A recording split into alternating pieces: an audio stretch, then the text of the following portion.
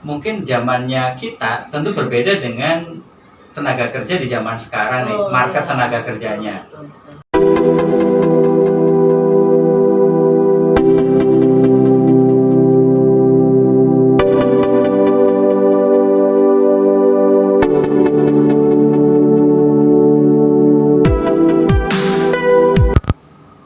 Halo teman-teman, ketemu kita di podcast Kopas, dan kali ini kita kedatangan tamu dari seorang ahli di bidang human resource, ya, expert ya, Ahli. Nah, ahli bahasanya ya. Oke, selamat datang. Ahli itu ahli pijat urut. Oh, ahli pijat urut. Iya. Oke. Terima Oke. kasih. Mbak Nikmah ya, Mbak Nikmah, terima kasih sudah hadir nih. Kita mau ngobrol-ngobrol tentang pengembangan SDM, Siap. human resource ya, terutama di dunia koperasi. Ini kan pemerintah sedang menggalakkan pengembangan koperasi dan UMKM dengan beberapa kebijakannya yang luar biasa. Nah, otomatis kan teman-teman di koperasi juga mesti siap nih menangkap peluang kesempatan dukungan dari pemerintah. Betul. Nah, sebelum kita ngobrol-ngobrol tentang pengembangan SDM, pengembangan human resource bahasa kerennya, boleh dong kenalan Mbak Nikmah, sekilas tentang Mbak Nikmah. Gitu ya. Baik, terima kasih banyak ya Mas Arif sudah undang saya ikut main di sini. Sebenarnya juga nggak ahli-ahli amat sih Mas Arif gitu, cuman pernah pengalaman gitu. Cuman sedikit ada pengalaman saja di bidang human resource, karena memang kebetulan pendidikannya ilmu psikologi. Ilmu psikologi ya. Kebetulan aja ilmu psikologi, dan ilmu psikologi itu kalau orang awam kiranya ngurusin orang stres gitu ya, stres, orang gila, atau tentang pendidikan anak gitu. Nah, tapi kebetulan saya ngambilnya ilmu psikologinya tentang industri dan organisasi. Oke. Industri dan organisasi ini menarik. Iya. Nah, akhirnya memang terjun di dunia human resource. Sudah agak lama memang, karena memang udah tua sebenarnya saya gitu ya. Meskipun kelihatannya masih 27 masih 27 kurang 5 tahun gitu ya. Lebihnya kayak gitu ya. Gitu ya. Sudah cukup lama, jadi dari tahun 2003 memang sudah terjun di dunia human resource di perusahaan multinasional. Oke. Nah, gitu aja. Oke. Kalau sedikit kenalannya ya, sekarang ini sudah tidak lagi aktif secara full time sebagai human resource manager gitu ya. Cuman sekarang saya jadi pengamen aja. Pengamen dari perusahaan ke perusahaan gitu ya. Dan teman-teman, tamu kita ini tamu yang spesial karena sudah disampaikan sudah melanglang buana di perusahaan multinasional. Juga yang unik, beliau juga pernah terjun di industri koperasi ya. Koperasi syariah khususnya, atau lebih spesifiknya di teman-teman BMT lah. Saya pikir sudah nggak asing lagi. Oke, dan ngobrol-ngobrol kita ini kita di Jawir Space Komunal ya. Cakep ya tempatnya. Cakep tempatnya. Silakan teman-teman datang ke Jawir Komunal, Jawir Kreatif Komunal Space, dan kita ada di RW Fitco bersama teman-teman dari Kata Daya. Terima kasih nih teman-teman Kata Daya udah fasilitasi kegiatan kita. Keren banget ini tempatnya. Jadi tempatnya baru di tengah kota, tempatnya adem, banyak pohon-pohon. Iya, betul. Jadi kultur campur milenial. Kan keren itu. Oke, Mbak Nikmah, kita lanjutin ngobrolnya nih. Siap. Nah, ini kan Mbak Nikmah tadi udah saya sampaikan pernah berada di industri koperasi, terutama koperasi syariah dan BMT. Menurut pengamatan Mbak Nikmah ini, saat ini koperasi syariah khususnya BMT itu kayak apa sih menurut pandangan Mbak Nikmah? Luar biasa. Yang BMT sekarang hari ini tuh luar biasa dalam arti perkembangannya itu sangat pesat gitu ya, sangat pesat, sangat baik gitu ya. Dan saya lihat memang beberapa BMT yang serius, gitu, yang serius menangani SDM-nya gitu, ternyata memang bisa di luar dugaan gitu. Yang saya pikir itu juga di luar dugaan dan perkiraan banyak pihak gitu ya. Mungkin kalau dulu orang kerja di BMT, kerja di mana di BMT? BMT itu apa ya? Bank Muamalat ya gitu. BMT atau Bank Mas Toro gitu. Jadi orang dulu kalau ditanya kerja di BMT itu nggak pede. Jadi kalau ada yang nanya BMT itu apa, Bank Muamalat ya? Iya gitu. Iyain aja. Padahal gitu ya.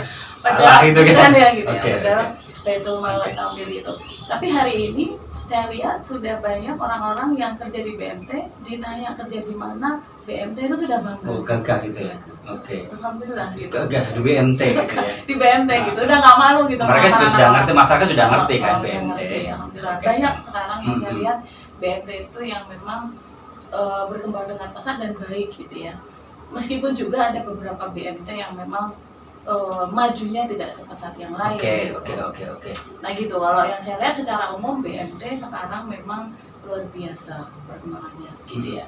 Cuman yang bagusnya gitu biasanya saya lihat memang karena pengelolaannya yang baik. Iya. Sudah otomatis BMT yang maju pesat, yang besar-besar karena memang pengelolaan manajemen termasuk SDM-nya juga memang diperhatikan betul serius ya. Nah, sementara kan ada BMT juga yang memang baru atau mungkin belum fokus di pengembangan SDM, mungkin agak keteteran juga ya dengan adanya bonus bonus ekonomi yang ternyata banyak juga nih orang yang mulai minat dengan BMT kan gitu. Nah, kira-kira seberapa penting sih Mbak Rikmah untuk pengembangan SDM buat koperasi syariah atau BMT sendiri? Itu pertanyaan yang sangat menarik ya. Gitu. Kalau saya lihat hari ini BMT yang besar itu kan angkanya itu sudah sampai menyentuh triliun ya, Mas Arief ya. Kalau nggak salah BMT yang terbesar di Indonesia itu angkanya sudah sekian triliun ya. Sudah pakai T ya belakangnya. Sudah T ya, bukan M lagi gitu ya, bukan ratus juta lagi, meskipun banyak dimulai dari jutaan rupiah gitu. Tapi sekarang BMT besar itu sudah T gitu. Dan bahkan banyak BMT yang dikiranya kecil tapi ternyata juga udah T gitu. Banyak gitu sekarang ternyata gitu. Nah, kalau pertanyaannya adalah seperti apa peran manajemen SDM, kita lihat saja bahwa lembaga keuangan ini kan ada lembaga jasa ya. Lembaga jasa, yang namanya lembaga jasa. Jasa itu kan melayani, pelayanan gitu ya. Yang melakukan pelayanan dan melayani itu siapa? Kan pasti manusia. Betul. Nggak mungkin robot. Gitu. Pasti orang yang melayani. Karena yang dilayani juga orang kan. Bukan orang-orangan lagi ya. Betul. Produknya kan sebenarnya nggak kelihatan kalau Kalau Mas Arief jualan es cendol gitu, selama es cendolnya itu enak rasanya gitu ya, harganya masuk akal, pasti laris. Betul. Meskipun kadang-kadang yang jualan nyebelin, meskipun kadang-kadang antrinya lama itu untuk dapat tapi tetap laris aja gitu. Tapi kalau lembaga jasa gitu ya, orang yang ngelayanin yang nggak enak gitu, udah pasti ditinggal lah Mas. Pasti ditinggal gitu. Mendingan jualan dapat aja. Kalau kayak gitu, karena bisnis kepercayaan ya. Iya betul. Layanan ya, layanan itu kepercayaan. Kepercayaan dan itu ke orangnya gitu. Sehingga kalau ditanya seberapa penting manajemen SDM bagi lembaga keuangan, itu amat sangat penting, bahkan itu vital. Gitu. Kalau menurut saya itu yang paling vital. Gitu. Yang mana seringkali itu konsepsi gitu oleh banyak orang, dipikirnya lembaga keuangan itu yang paling penting capitalnya gitu ya, duitnya banyak, gitu, strategi marketingnya gitu ya. Kadang-kadang orang itu dipikirnya nomor belakangan gitu. Orang mikirnya udah yang penting kita punya capital, yang penting kita punya strategi marketing, orang-orangnya tuh nanti ngikutin aja. Nggak mungkin. Yang bisa membuat produk bagus gitu ya, membuat sistem bagus kan tetap orang lagi gitu. Nah gitu. Jadi memang orang itu kalau di lembaga keuangan buat saya adalah termasuk yang paling utama. Oke. Gitu. Banget. Lanjut Mbak. Ini kan tidak semua BMT itu kan bisa tumbuh pesat, kemudian manajemennya komplit gitu kan. Nah, kira-kira untuk BMT yang mungkin belum tersedia atau mungkin belum ada bagian HRD-nya ini. Kira-kira bagaimana mereka mesti memulai, misalnya BMT yang belum besar gitu kan, masih kecil itu. Kira-kira bagaimana memulainya ya supaya pengembangan SDM-nya juga tetap bagus ini. Kalau saya sih sebenarnya gini, yang penting paradigma berpikirnya dulu, Mas Arif gitu. Jadi sebenarnya parameter untuk melihat bahwa BMT itu punya kepedulian, punya concern terhadap manajemen SDM itu sebenarnya tidak diwakili dengan ada atau tidaknya HRD di situ. Kalau saya ya, gitu. Tidak diwakili oleh ada tidaknya seorang psikolog di situ, tidak. Gitu. Tapi diwakili dengan paradigma berpikir dari pembuat keputusan tertinggi di BMT. Gitu. Dia menganggap manusia ini sebagai aset apa enggak? Itu dulu kan Mas Arif ya. Gitu. Kalau dia tidak menganggap SDM ini sebagai aset, tidak malah menganggap sebagai biaya, tidak melihat orang ini adalah sesuatu hal yang harus diopeni, disayang-sayang, diurus-urus gitu ya istilahnya. Kalau menurut saya meskipun ada seorang psikolog di situ sekalipun pasti juga tidak akan mendapatkan perhatian, tidak akan mendapatkan porsi dari pemegang kekuasaan tertinggi gitu Mas Arif gitu. Jadi kalau menurut saya sih nggak perlu khawatir untuk BMT yang memang belum skalanya belum besar gitu ya, sehingga belum mampu atau belum berkesempatan atau belum punya akses untuk kemudian harus ada psikolog di situ atau harus ada HRD di situ. It's okay, no problem gitu. Yang penting pemegang kepentingan tertinggi dan pemegang kekuasaan tertinggi di BMT itu punya paradigma berpikir bahwa SDM itu utama, sehingga saya menyisihkan sebagian effort saya, energi saya, strategi berpikir saya itu di masalah SDM. Nah yang penting kan gitu, sehingga si pimpinan tertinggi apa ya kalau di koperasi BMT ini kan pengurus misalnya, taruhlah begitu ya, kepala pengurus, ketua pengurus gitu, itu memang kemudian banyak mencari informasi, meminta referensi gitu ya, pendapat beberapa pihak yang memang tahu tentang ini gitu. Menurut saya itu sudah luar biasa gitu ya. Cuman yang sering jadi masalah adalah seringkali si pemegang kepentingan tertinggi dari BMT itu seringkali belum merasa bahwa SDM itu menjadi aset. Hal yang penting gitu. Rabu kok riset nanti ada lagi pasti iya. Enggak apa-apa deh. Bilang 1 tumbuh 1000. Kayak pejuang aja kan. Gitu ya. Riset nggak apa-apa.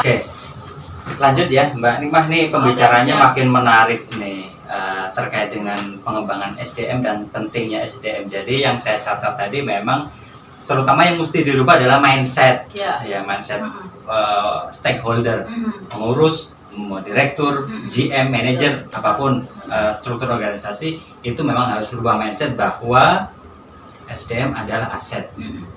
Pertanyaan selanjutnya itu, apakah pengembangan SDM itu hanya sebatas pelatihan dan pendidikan saja, Mbak? Pertanyaannya susah dijawab.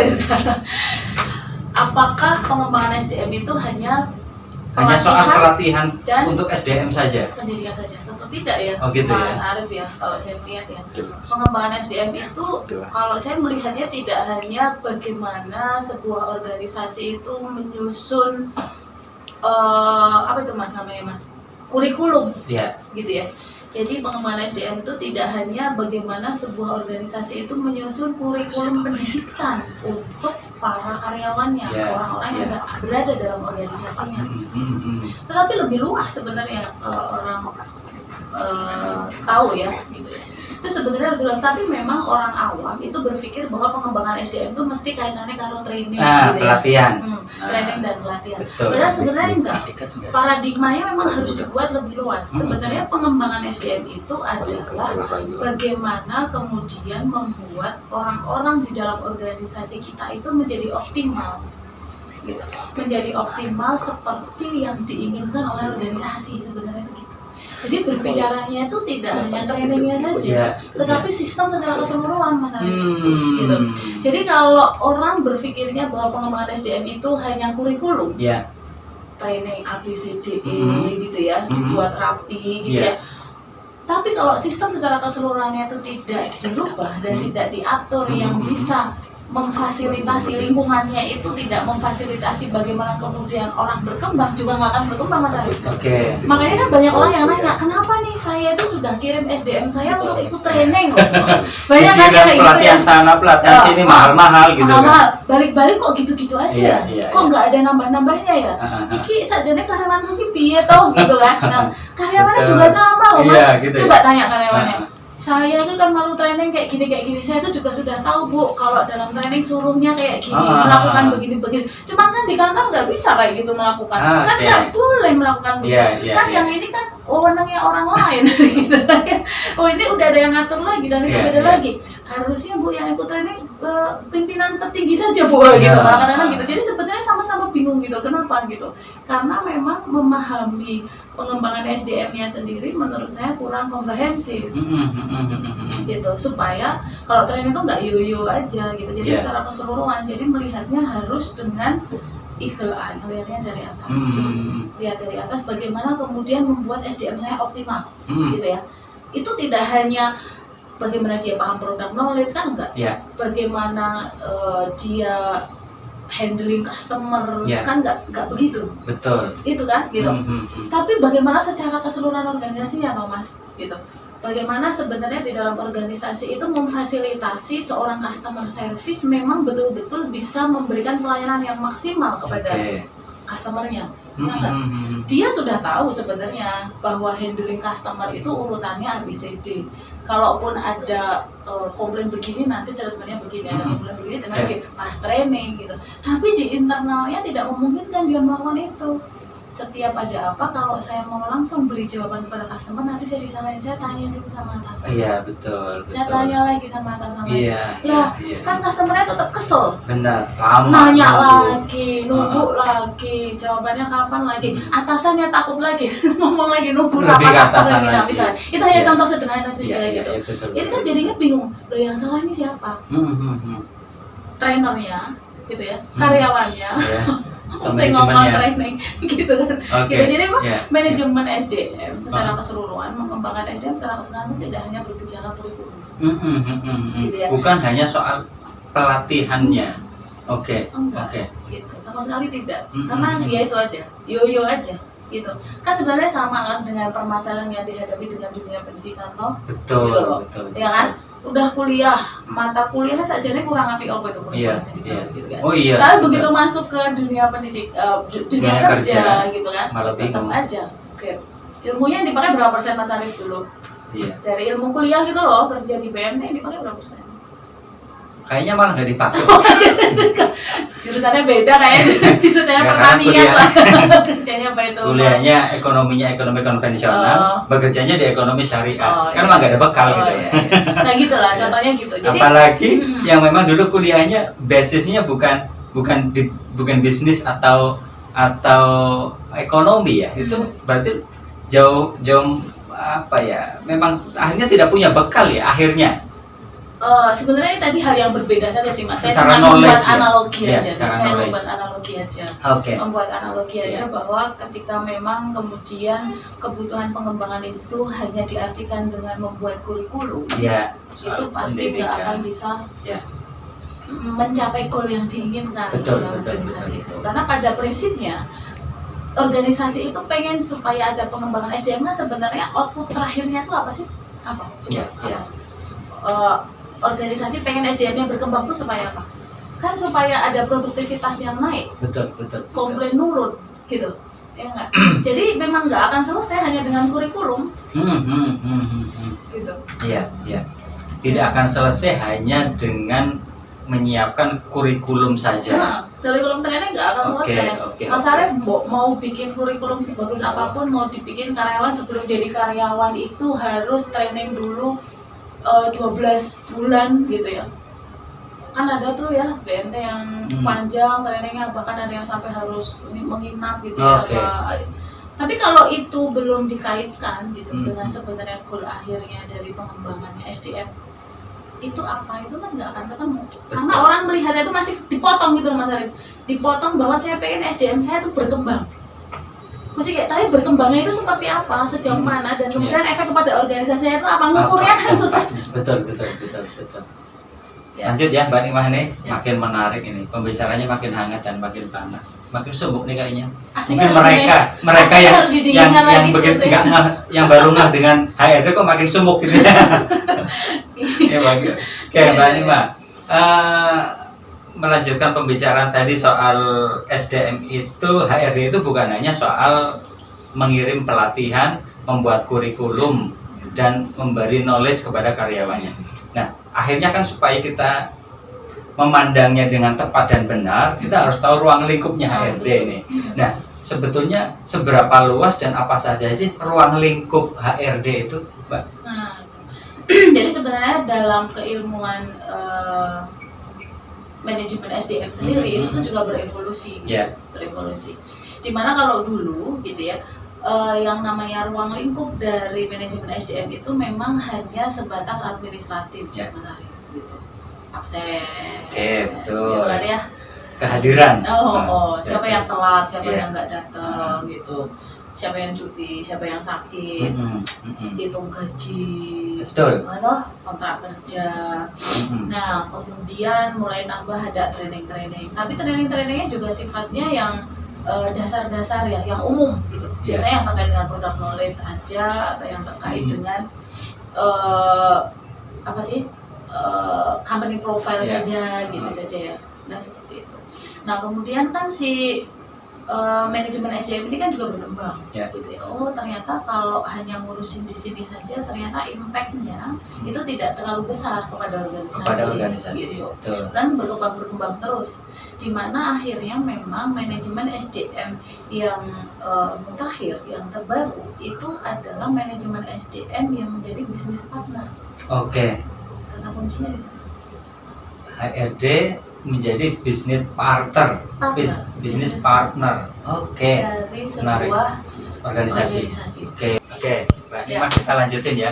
Mulai menarik nih. Jadi poin yang tadi saya ingat bahwa HRD itu harus menjadi bisnis partnernya organisasi. Iya. Nah, mungkin perlu sedikit dijabarin itu, Mbak. Dijabarkan soal bisnis partner itu yang kayak apa sih? Sederhananya. Sederhananya ya. Jadi kalau seperti yang saya sampaikan tadi ya, kalau HRD itu masih sebatas pekerjaan administratif dan melaksanakan apa keinginan dari pimpinan saja, tolong ini direkrutkan, gitu ya, tolong ini dikirim training, gitu ya, itu masih administratif berarti. Iya. Mana ini penggajiannya, itu masih administratif. Oke. Ini ada undangan ini, kirim dong ke sana, itu belum HRD. Pelatihan tuh. Pelatihan itu gitu, itu belum gitu. Tapi kalau sebagai bisnis partner, maka setiap kali organisasi akan membuat keputusan-keputusan besar dalam organisasi, HRD itu menjadi salah satu pihak yang masukannya gitu ya, itu wajib untuk didengar. Oke. Gitu. Iya. Dari sudut pandang SDM gitu. Jadi gini misalnya contohnya, ini contoh yang paling gampang saja ya gitu. Ketika sebuah organisasi itu mau bikin produk baru, misalnya, atau mau buka cabang baru, gitu ya.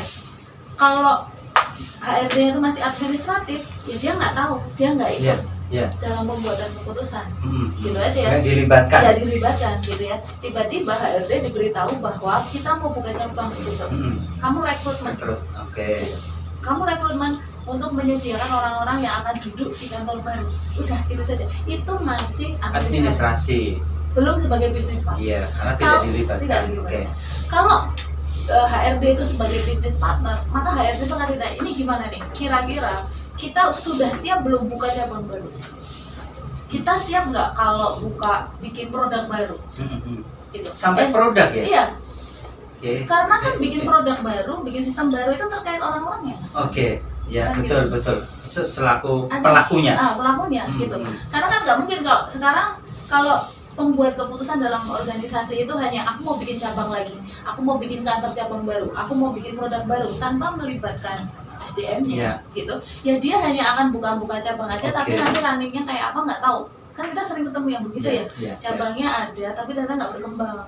Kenapa? Nyari SDM susah ternyata, gitu kan ya. Gitu. Karena memang ketika membuat analisa awal gitu ya, dalam membuka cabang baru, mau meluaskan jaringan dan seterusnya, memang HRD tidak dijadikan sebagai bisnis partner gitu. Sedangkan pembuatan keputusan bisnis gitu ya, atau organisasi, kalau itu bukan organisasi bisnis, kan yang dilihat tidak hanya dari sisi keuangan saja, tidak hanya dari sisi kapital, tidak hanya dari sisi market, tapi dari sisi kesiapan orangnya. Gitu. Gitu. Kalau perlu itu ditanya siap nggak gitu, oh siap, oh nggak siap gitu. Atau kalau memang sudah sangat bagus ya SDM-nya, oh cuma satu, saya siap dua gitu. Bisa kan? Kita mau buka cabang satu, oh enggak, kalau dari analisa saya sih saya siap dua nih besok cabang baru, 3 misalnya gitu. Kalau memang sudah jadi business partner gitu. Jadi sehingga keputusan-keputusan dalam organisasi itu adalah keputusan yang tepat, tidak hanya dari sudut pandang capital dan market saja, tapi juga orangnya. Itu sebagai business partner. Dan ketika pun terjadi, aduh nggak bisa deh, ini kita tetap mau nggak mau harus buka, misalnya gitu ya, dari marketing nih bilang gitu ya, harus buka, karena kalau nggak segera buka, kita akan ketinggalan opportunity gitu. Gimana nih HRD gitu, untuk kemudian bisa menjawab ini? Kan dia kemudian jadi berpikirnya lebih makro nih si HRD, gitu ya, berpikirnya makro, oh iya ya, gitu. Memang bisnis kita itu harus maju nih, harus buka nih tahun ini tuh mau nggak mau harus buka, kalau enggak kita akan mati nih gitu. So dia kemudian harus berpikir, oke, berarti aku harus apa nih gitu. Berbeda dengan kalau dia tidak terlibat. Bentuknya kan instruksi itu. Betul. Hanya sebagai pelaku aja kan. Sebagai pelaku aja. Dan pasti eksekusinya tuh beda loh Mas. Betul. Gitu. Ketika memang dia berada dalam tim inti itu, gitu ya, dijadikan betul-betul business partner, dia nanti juga akan berkembang nih. Kalau misalkan jangan khawatir gitu ya, kalau misalkan HRD-nya belum terbiasa. Kadang-kadang soalnya orang mikir gini, kayaknya saya nggak usah dia ngajak HRD-nya, karena HRD-nya selama ini cuma personalia kok, jadi nggak saya libatkan. Kadang-kadang begitu nih gitu ya. Karena toh dia nggak bisa ngasih masukan apa-apa. Ya bisa jadi begitu, bisa jadi enggak, karena bisa jadi nggak diberi kesempatan juga. Gitu. Kita nggak kesempatan dia untuk kemudian berpikir lebih makro gitu kan gitu. Jadi memang berbicara masalah business partner ini memang nanti semua pihak harus terlibat. Gitu ya. Dan harus memberi ruang kepada semua pihak gitu. Memang harus diajak. Gitu. Terus business partner, kalau hubungannya sama struktur organisasi itu ngaruh nggak ya Mbak ya? Misalnya karena bisnis partner, jadi dia posisinya secara struktur ya, secara struktur harus seperti ini, atau memang secara struktur ya sah-sah saja apa saja, tetapi dalam mengampu pekerjaannya memang diposisikan sebagai partner, itu ngaruh nggak dari sisi struktur? Kalau saya sih minimal, kalau sudah menganggap HRD itu sebagai bisnis partner, maka minimal HRD itu setidaknya itu sejajar dengan divisi lain yang pokok dalam satu organisasi. Oke. Ya. Misalnya ada struktur kalau paling BMT atas, kalau BMT kan yang paling pokok dalam organisasi itu kan keuangan, marketing. Ya, direktur, di bawahnya ada keuangan, ada marketing, gitu. Baru dia harus sejajar ya. Berarti dia memang pertanggungjawabannya langsung ke direktur kepemimpinan ya. Karena kita sering melihat bahwa HRD itu seringkali di bawahnya bagian umum. Misalnya. Gitu ya. Atau di bawahnya manajer keuangan gitu. Atau di bawahnya siapa gitu, susah kan jadi bisnis partner dong. Benar. Susah dong. Padahal sebenarnya dia kan punya, harusnya diberi porsi yang sama dengan jantungnya organisasi itu. Dalam hal ini kalau kita berbicara yang BMT adalah marketing, keuangan, gitu. Udah saja, jangan jadi bawahnya bagian umum. Jangan jadi bawahnya keuangan. Jangan di bawahnya apa? Karena pekerjaannya hanya operasional gitu. Ya dia nggak akan berkembang. Makanya tadi yang saya bilang, kalau jenengan punya SDM di struktur itu dia, mohon maaf ya, misalnya dia hanya di bawahnya bagian umum nih, staff SDM misalnya di bawahnya bagian umum, mau jenengan kirim training kemanapun, ya dia tahu bahwa sebenarnya strategi manajemen SDM itu harusnya begini. Nah cuma dia cuma staff SDM di bawah bagian umum. Bagian umum aja apa iya dijadikan bisnis partner gitu misalnya nih contoh. Itu tadi yang saya bilang. Nah kan harus komprehensif tadi makanya saya bilang. Kembangnya mau kayak apa? Gitu. Yang ada dia nanti malah tambah mumet gitu di situ. Betul. Dikirim training keluar malah jadinya tambah mumet. Ya kan gitu. Minimal begitu sih. Minimal itu ya. Pokoknya konsepnya adalah yang pertama, jadikan karyawan sebagai aset. Yang kedua, jadikan bagian HRD sebagai business partner.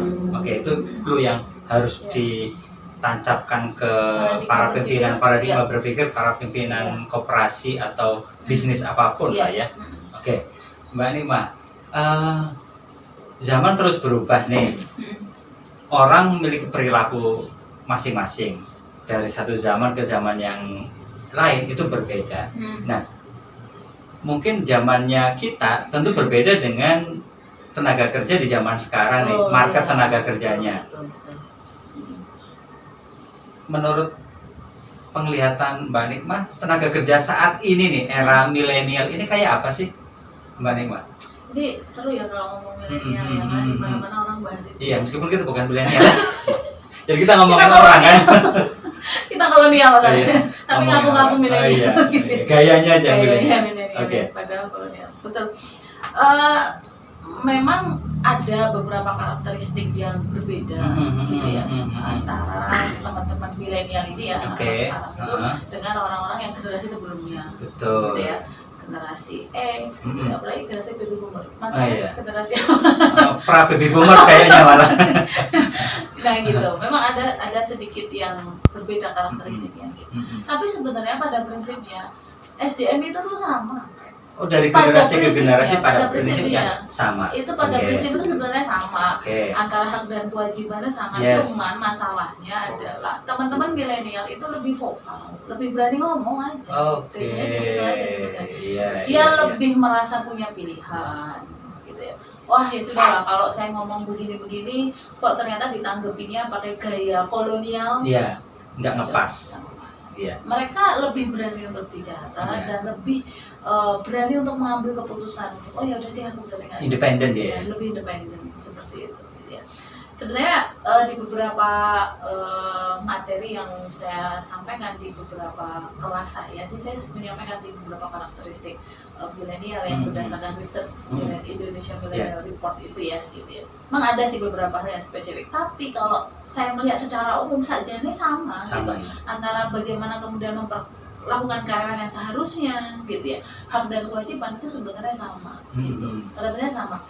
Kita mau generasi X, mau generasi Y, mau generasi milenial, kalau diperlakukan adil tetap seneng dong mas. Oke. Ya, Ya, iya. diperlakukan segala sesuatunya Itu dasar-dasarnya. ya kan? Adil, transparan. Iya, Nggak usah lah anak milenial, kita juga yang orang sama. generasi X juga maunya juga tetap transparan toh. Iya. Bedanya kita itu lebih diem aja, nggak berani ngomong gitu. Lebih bisa biasanya. menahan. Menahan. Nah Iya. kalau mereka lebih berani ngomong. Ya, sebetulnya anak milenial juga nggak bisa menahan rindu. Rindu itu berat. Kamu aja, saya mah enggak gitu kan. Jilan aja biar Oke. kita nggak usah. Terus. Gitu. Jadi sebenarnya cuma di situ. Bedanya adalah mereka merasa lebih berani, satu, kedua mereka merasa punya banyak opsi. Oke. Itu kalau yang saya ngeliat yang paling signifikan ya. Dan Gitu. yang mungkin yang Tapi yang membedakan secara kali- detail memang ada sih, karakteristik detail-detail itu Itu ada ada sih. ya. Oh. Dan mungkin saya pikir lebih kepada ini ya, kepada pola komunikasi kali ya Mbak ya. Iya betul. Yang sangat membedakan antara generasi X, Nah. generasi baby boomer, X, milenial itu mungkin lebih pada gaya komunikasi mungkin. Lagi-lagi ini saya berbicara paradigma berpikir para stakeholder tertinggi di BMT mas. Ya. Ya. Jadi paradigma berpikir dari pimpinan BMT sendiri juga Betul. harus dirubah dalam melihat milenial gitu Mas Arief kalau saya melihat. Oke. Jadi jangan ngelihat dari sisi bahwa anak-anak sekarang itu malas-malas semua ya gitu ya, mau susah kerjanya gitu dan seterusnya gitu. Yang akhirnya memang karena persepsinya sudah negatif, jadi ketika anak milenialnya tadi yang saya sampaikan punya karakteristik lebih berani, lebih percaya diri untuk ngomong, ini udah pikirannya negatif aja terus. Yang di sisi sini kan nggak akan ketemu tuh kayak gitu. Betul, Jadi betul. pendekatannya maunya pakai pendekatan gaya Iya. lama, sudah punya perspektif negatif. Yang sini memang dia lebih vokal, gitu. Dan kecenderungannya teman-teman kita ini kan sama anak yang vokal ini, Iya. nah, Seolah-olah seolah-olah menyerang atau seolah-olah Iya. ancaman Iya. gitu ya. Iya. Padahal sebenarnya tidak harus menyikapi dengan cara seperti itu, karena sebenarnya kalau kita tahu angle-nya, anak milenial itu nggak kalah hebat untuk kerja. Oke. Karena keras. memang dia hidup di zamannya ya. Hidup di zamannya, dan hari ini pun juga kita berada hidup di zaman milenial, Betul. yang mana konsumen kita juga orang milenial. Benar. Kita kan nggak akan bisa selamanya melayani orang-orang yang Iya. kolonial terus, Betul. akan habis Akan juga, habis. akan habis Iya. juga orang kolonial. Iya. Jadi Iya. kembali lagi paradigma Oke. berpikir kita sebagai Iya. stakeholder. Ya, Kalau berbicara BMT berarti BMT gitu. Ya, bagaimana kemudian bisa berkomunikasi yang tepat gitu ya, menyentuh dengan cara yang tepat pada anak-anak milenial karena kita butuh sama mereka. Karena Iya. konsumen kita juga akan bergeser dari konsumen kolonial jadi konsumen milenial. Betul. Jadi jangan melihatnya negatif. Iya. Banyak anak milenial yang hebat-hebat yang Iya. sukses-sukses. Iya. Itu cuma nyentuhnya saja yang berbeda. Jadi sentuhannya harus tepat Nah. sesuai dengan perilakunya, generasinya, pengetahuannya dan pada zamannya. Dulu kita ke sawah membajak sawah mungkin dengan kerbau dan cangkul. Sekarang sudah pakai traktor, gitu kan. Jadi nggak mungkin lagi dong kita mengikuti gaya kerja lama, gaya komunikasi lama. Nggak bisa. Kayaknya menarik banget ini Mbak Oh, Nikmah ya, ngobrol iya. Kalau soal sih- HRD kayaknya nggak ada habis-habisnya ini ya, nggak ada habis-habisnya. Tapi memang teman-teman koperasi syariah, BMT atau apapun bisnisnya harus menyadari akan perubahan itu, harus tahu soal pengembangan SDM karena sekali lagi SDM itu aset, ya aset. Jadi teman-teman harus kita rubah paradigma kita. SDM adalah aset, kemudian jadikan HRD sebagai partner, gitu kan, dan gunakan cara kerja yang baru sesuai dengan zamannya. Oke, saya rasa perbincangan ngobrol-ngobrol kita dengan Mbak Nikmah human resource expertise, ya, orang yang memang ahlinya, jagonya ngelola SDM dan nggak bisa diragukan lagi. Nggak habis nih, insya Allah nanti akan kita lanjutkan dan menarik teman-teman, nanti kita bikin podcast human resource development the series kayaknya. Kita perlu bicarain dari apa sih kebutuhan dari HRD itu, apa pekerjaannya, apa-apa yang harus diketahui. Kayaknya kita bikin gitu ya Mbak ya. Oke teman-teman, ditunggu ya. Human Resource Development the series. Apa saja yang mau kita bahas nanti kita sampaikan di podcast berikutnya. Terima kasih teman-teman Kata Daya Media, RW Fitco, Jawir Kreatif Komunal Space atas fasilitas dan kesempatannya. Kita ketemu lagi di podcast berikutnya. Terima kasih. Assalamualaikum warahmatullahi wabarakatuh.